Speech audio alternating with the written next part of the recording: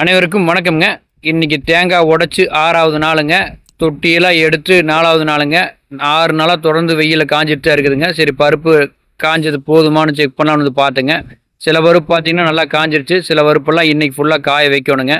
நல்லா காஞ்சதுன்னு செக் பண்ணுறதுக்கு உடைச்சு பார்க்கணுங்க. இது பார்த்தீங்கன்னா உடைச்சதையுமே நல்லா உடையலைங்க. கொஞ்சம் ட்ரையாக தான் இருந்துச்சு. இது பார்த்தீங்கன்னா நல்லா உடைஞ்சதுங்க. இப்படி உடைச்சதையுமே உடையணுங்க. அப்போ தான் நல்லா காய்ச்சல்னு அர்த்தம்ங்க. நம்ம மாய்ச்சர் மீட்டர் இல்லைங்க, நம்ம எப்போவுமே மேனுவலாக தான் செக் பண்ணுவோம். இந்த பருப்பெல்லாம் பார்த்தீங்கன்னா உடச்சி பறக்குதுங்க. இப்படி காஞ்சதுன்னா நல்லா அவுட்டானும் நல்லா வருங்க. செல்ஃப் லைஃபும் நல்லா வருங்க. நம்ம தேங்காய் பருப்பு பார்த்தீங்கன்னா நம்ம தோட்டத்திலேயே விளையிறதானுங்க. நம்ம தோட்டம் பார்த்தீங்கன்னா இயற்கை விவசாயம் தான் பண்ணுவோங்க. தென்னந்தோப்புல எந்த உரமோ களைக்கொல்லியோ அடிக்க மாட்டேங்க. இயற்கை விவசாயம்னு பார்த்தீங்கன்னா சாணி குப்பை ஆட்டாம்புழுக்கு தான் போடுவோங்க. வேறு எதுவும் பண்ண மாட்டாங்க.